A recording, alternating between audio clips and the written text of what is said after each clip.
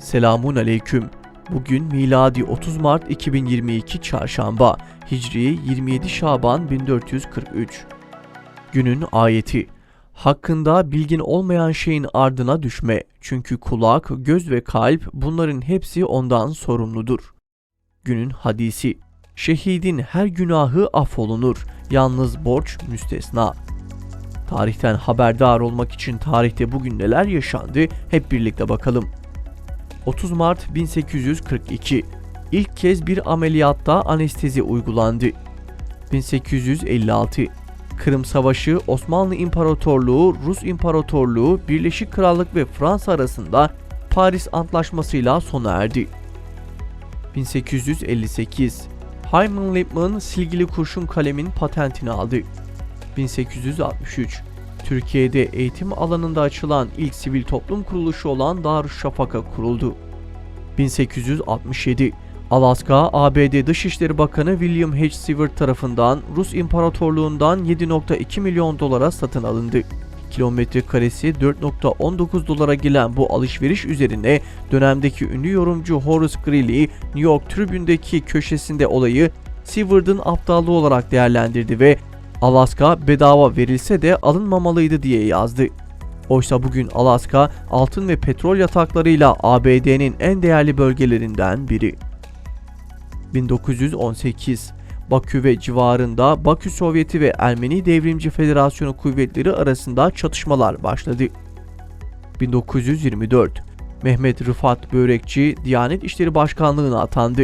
Türkiye'nin ilk Diyanet İşleri Başkanı olan Mehmet Rıfat Börekçi, yeni rejimin din üzerindeki projelerini Türkçe ezan başta olmak üzere Diyanet İşleri Başkanı sıfatıyla yürürlüğe koymuştur.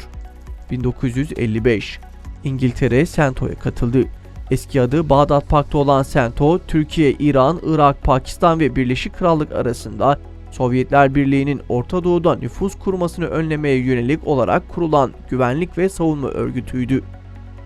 1971. Ezanın yeniden Türkçe okunması için meclise yasa önerisi verildiği teklif kabul edilmedi. 1972. Kızıldere olayı. Mahir Çayan'la 9 arkadaşı Tokat'ın Niksar ilçesine bağlı Kızıldere köyünde saklandıkları evde öldürüldü. 3 İngiliz de aynı evde ölü bulundu.